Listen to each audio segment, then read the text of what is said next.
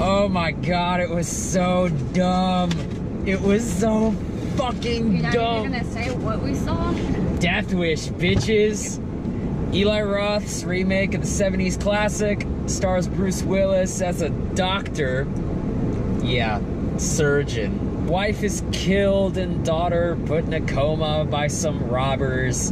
And he decides to take the law in his own hands after the law doesn't do shit for him. There are different dumb categories. Like in one category you would have something like Wish Upon. Yeah. That was dumb. Were you mad at Wish Upon? I mean, it was so fucking stupid. And then you have dumb like Death Wish, which is just a fun action movie that you can jack off to the NRA to. The professional critics are out there calling this NRA porn.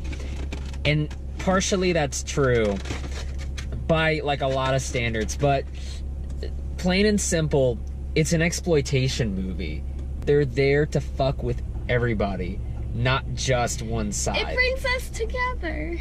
It really should, under gratuitous blood and like language. Liam didn't want to see this because he would have to pay for it, and he asked the question if Eli Roth is really a MAGA shithead, and no, he's not, because he adds. I didn't know this was an Eli Roth film until like 20 minutes ago, to be honest. Honestly, you can totally see his fingerprints on it. It's mostly in the dialogue and just the way he handles brain splatter. Gore. No, because I wasn't expecting there to be this much gore in this movie. Oh, because I'm you not didn't know it was upset. an I'm Eli very Roth. glad.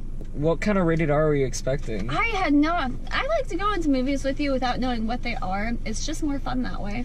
I thought this was going to be one of those, like... Did you think this was going to be like Taken? I thought it was going to be like a cheesy horror movie, like Wish Upon. You just heard Wish in the title and had flashbacks? Right, I thought it was just going to be some girl, like, wishing her high school nemesis was going to die, and it's like, be careful what you wish for. Otherwise, Bruce Willis will come and blow your fucking brains out. The last Eli Roth movie I saw was Green Inferno, I don't think I saw that and it's not as gratuitous as Green Inferno. This is actually slower. It really gives you time to work with these characters like Bruce Willis and Vincent D'Onofrio, and even the detective pair with fucking Dean Norris. God damn it, I love that guy. The characters were really well written. I wouldn't say that, but they're played by people who know how to act this kind of thing. Like, Vincent D'Onofrio is one of those guys that can be one of the greatest actors in the world, and he can also do schlock like Rings. But in both types of movies, he puts his all into it. So in this movie, he plays Bruce Willis's brother, who he just needed to borrow money all the time. And you see that little arc develop, and honestly, you really don't need it in this movie, but it works. I want to like him more than I do. But there's something about Bruce Willis lately where in every scene he's in, you can tell he's trying, but his face stays the same the entire time. I think this was a good time for that thing, though. Like, he's living a double life. I would expect that for sometimes him being hard, but like even when it seemed he was hanging out with like his family or something, a doctor, like, he just kind of had this like flat face the entire time. It might just be like a doctor thing too, because I know emotion in that profession, it's not acceptable. Why were there so many people with New York accents living in Chicago? That was bothering the fuck out of me. I thought it was like, oh, maybe it's just their family. They're all from the East Coast, maybe. But then it was like people in the hospital, and then most of the gangbangers. Like, you're so right. Where did you all come from? Was there like a boat that crashed and you all stayed, or? Why and how are not questions you should be asking in this movie. How did he learn to be a basically a superhero within like 2 times of shooting a gun? Okay, I don't think he was, because unless even there were, when like, he was scenes that were implied. Well, they give you that montage of him like Bruce Willis is learning shit on YouTube, which is fucking great. Very realistic. It's so much. It reminded me of Amazing Spider-Man, where he like learns how to use make a fucking battery out of YouTube. There was the montage of him shooting at the crosswalk sign. It was like a little crosswalk sign, and it had the stick figure. I took that to imply that he had been doing this for a couple of months. Maybe it was implied that it was just over time. Yeah, for like a couple months. Especially since his daughter was in a coma. Yeah, that and the therapist sessions, she's like, wow, you've really gotten better. And that sort of, I don't know, I felt like that would have taken, like, this story maybe takes, like, place over, like, 8 months or something. Actually, no. Because what was it? Wasn't the daughter supposed to go to college that fall? Because Chicago really starts getting really cold. Everybody in Chicago had a New York accent. You really think they're going to pay attention to the weather? That's the thing. How and why are not questions you ask in this? Because Eli Roth doesn't give a fuck, and he just wants to show you, like, Bruce Willis beating people to death. Can we talk about the gore? I mean, it wasn't, like, amazing. I've obviously seen better. He's done better. But I didn't expect that much.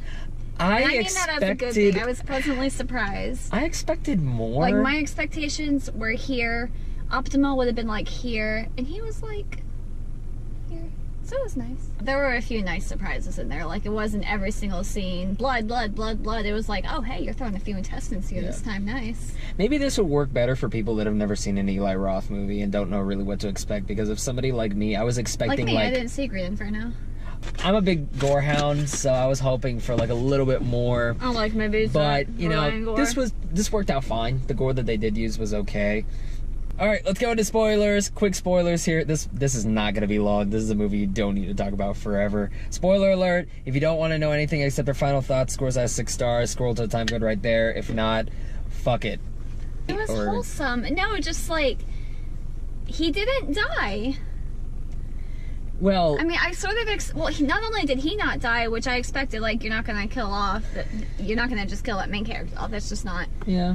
But his brother didn't die. Jordan, well, I mean, his wife died, but there wouldn't be any movie without that. Fuck his wife. He didn't seem too messed up about that. Like, the detectives were on his side and were just like, this one's gonna go under the rug. In the perfect world, that would happen. In the real world, it wouldn't. But they make sure to point out that, like, oh yeah, all the evidence points that the detectives can't solve this case. So basically what the movie's saying is that, like, yeah, whether you're doing things for good or for bad, the police are useless. I'm actually surprised that a lot of, like, NRA right-wing people are, like, that's supposed to be porn for them, because, like, these are the same people that love cops, and yet the cops are complete fucking morons in this. You wouldn't need vigilante justice in this movie if the cops were providing that justice. Roth tries to point out that, like, yeah, the police are swamped by the laws that are put in place. The billboard. But nobody addresses the laws that are in place. Nobody addresses the system. They only address the people that are affected by it. And so for a movie like this, vigilante justice, revenge fantasy, it's like what Tarantino does best, but this is dumber than Tarantino. So it kind of just comes off as like, all right, Eli Roth, whenever you're getting serious, sit the fuck down. I don't know why the criminals are going back to his house to, like, clean up the job and make it done when it's easier to catch them if they've returned to the same scene of the crime fucking twice. And I also don't understand why the fuck the girl who is under the stairs hears gunfire. It's like, what are you gonna do? And she didn't do anything. She leaves, and it's not like they have her, like, grab a butt of the gun and, like, hit the bad guy over the head. No, Bruce Willis takes care of it, so there's no need to include that scene of her being stupid. It seems like something they might have entertained as an ending, but they said, nah, we need to have Bruce Willis do the last kill at the end. That last kill was pretty awesome, though. I didn't expect it. Fucking kick a little knick-knack in his desk open and a rifle fall out. I did, because they introduced it at the beginning. Yeah. But I was actually expecting that NRA store to be, the gun store to NRA play store? more of a, it might as well be. That fucking scene is great. He walks in, he's confused, doesn't know what to do, and this chick is, like, low cut. It's like one of those deer hunting games, one of those kind of chicks. Like the kind of chick who hunts deer and chews tobacco. In an ideal world for rednecks, this is your girl, but realistically, there's, like, more meth and beer guts involved. She's like, yeah, we can help you get all your gun, your paperwork, everything settled here. And he's like, isn't there, like, more of, like, a license or regulation on this? She goes, yeah, but really all you gotta do is take a gun safety class, and let's be honest, everybody passes. It's kind of like, wow, all right. Kind of showing off that, like, yeah. And there are a few other tidbits there, too. Like, oh, the state sends the paperwork real quick. Like, the process is super quick. It's like, drives in. Yeah, it's like Eli Roth trying to get across the point, like, yeah, it's really easy to get a gun. This is probably over the top to a degree, but yeah, you can kind of see that at least I'm that sure emotional I'm intelligence. sure that's the way it is. They just don't have Bethany in every gun shop advertising it like that. For every Bethany, there's like 99 Berthas going around. So, yeah. Gun friends in the comments, let us know, how fucking easy is it to get a gun? How easy is it to get tactical furniture with like that big ass fucking what? I don't even know what the fuck that is. I think I was expecting something a little bit more creative, like when he's in the bar and you see the bowling trophies on the wall and the bowling ball. I'm like, okay, that's gonna be used later. But really all it was used for was to like hit the guy upside the head. He got really lucky in a lot of these scenes. Like if that bowling ball hadn't have fallen, the guy wouldn't have died. Well, you were saying earlier, it's like, oh, how did this guy become a superhero so quickly? He really wasn't. He was just super fucking lucky. And they show it in that scene where that one guy does exactly the same thing he did at the beginning for his first kill and gets shot in the gut for it. I was gonna say, some white guy comes into this neighborhood and shoots the neighborhood drug dealer. You don't think 6 other guys are gonna come out with a gun? Like, everybody ran. I mean... Even the guy's buddies. Like, this guy just killed your friend, your leader. Maybe they're not packing. They failed the hashtag no lacking challenge. Barbecue duck. I think it's meal time, it's drill time. Oh, dang. Especially because it wasn't like other shootings. Like, when you look at something like that, it's more of like a standoff, posturing, machismo thing. When a motherfucker just comes out of nowhere and goes da-da-da-da-da-da, straight, cold-faced, there's no reasoning. I take off. The fucking Jack scene is great. That car Jack scene from the trailer. I was expecting the Jack to be the highlight of that scene, but nah, man. It's whenever fucking Bruce Willis... Did he cut that guy's leg? I think it was his leg, yeah. Like, was it leg near the groin? There's a big artery going through the middle of your thigh. I think he cut that. He said something about, like, the sciatic nerve. Like, it's the most painful... The strongest nerve in the body, so therefore it'd feel the most pain. I don't know where that is. I just know it's probably in the leg, too, yeah. And then he starts pouring, like, brake fluid on the dude's fucking leg. I'm like... bubbling. I'm sure a doctor could come up with some creative ways to torture someone. Yeah. I wish they would have done a little bit more with that. More of his medical background. That would have been cool to, like a help get on his trail. Some medical background. Yeah. The female detective, I forgot her name, but she was replaying the tapes and then showing him and then looking at the body of the drug dealer he had shot and then going, he always shoots there, or he always shoots in the same place, or where does he shoot? It's always the heart, like he always gets it, he never misses. So maybe it's just because, oh, he's a doctor, he knows exactly where that's going to be. That's curious. See, I wish they would have done a little bit more. They could have gone a little bit further with that. Yeah. Maybe not make that into like a separate plot line, but just... It would have been interesting to see the detectives go on a little goose chase. The detectives were there just to kind of be the silly, stereotypical types and never really given that plot. I mean, I like Dean Norris a lot because he's a fucking great actor, and the lady who's opposite him, I thought she had a really good rapport with him too. The acting in here was really good. Yeah. Welcome back, ladies and gentlemen. We just chatted about Death Wish for a bit. So now we're going to go for final thoughts, scores out of 6 stars. For once, I'm going to go first. Good, because I don't know. And I'm not entirely sure. It's positive. I am going positive with this. I don't know if I can say I like this, because there's a lot of it that's just dumb, and my nitpicky brain is like, that doesn't work, or like, fuck you, that doesn't make sense here. I'll say 4. Because I feel like whenever I'm going to think back to this movie, all the nitpicky bullshit is going to leave my brain and everything that's good is going to stay here. At least it wasn't terrible exploitation. One that's like, there's no fun to this at all. There was some kind of, the slightest bit of wit. There's humor. There's decent amount of blood, you know, and a good cast to boot. So I had a good time with this. That's exactly what I would give it, a 4.5. I think I liked it just a little bit more than you did, but that's coming from somebody who's never seen an Eli Roth film, so or at least that I know of. So I think my standards are not as high. Did you see Cabin Fever?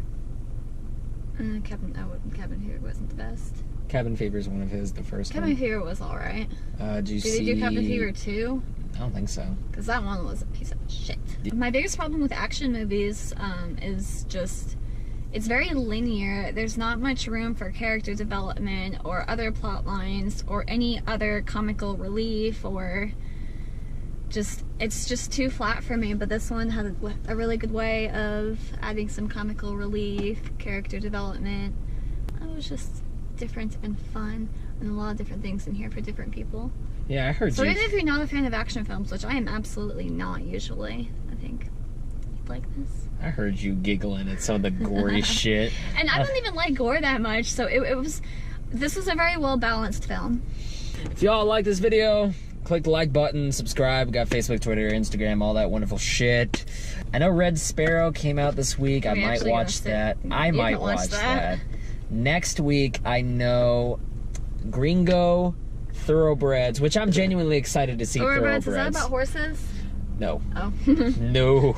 Okay. Unless you want to call Anya Taylor-Joy a horse. No, it's about the girls that start this conspiracy to, like, kill one of the main girl's stepdads, who's a piece of shit. It's got Anton Yelchin in it, too.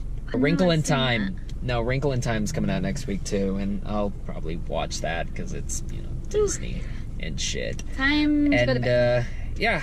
I'm also going to put out a video called 4 Possible Reasons Why Avengers Got Pushed Up to the End of April. That was a fucking bomb that dropped this week. But yeah, I got 4 reasons why Avengers got pushed up. I'm going to put out the video. No, I took yours off because, you know, you don't give a shit. Okay. Do you want the 5th reason? Just runner-up reason. I'll put the honorable mention reason. Anyway, thank you. Until you guys see any of those videos, we'll see you around. Thank you very much. Have a good night.